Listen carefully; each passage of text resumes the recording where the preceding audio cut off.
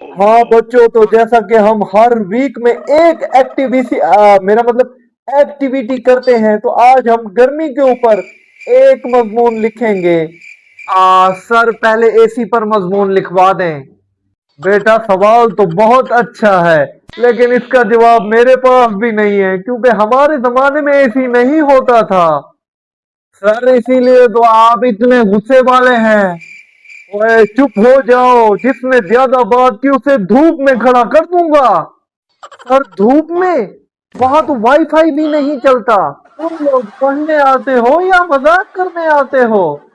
Sir इसी गर्मी में दिमाग खुद ब खुद कॉमेडी मूड में चला जाता है।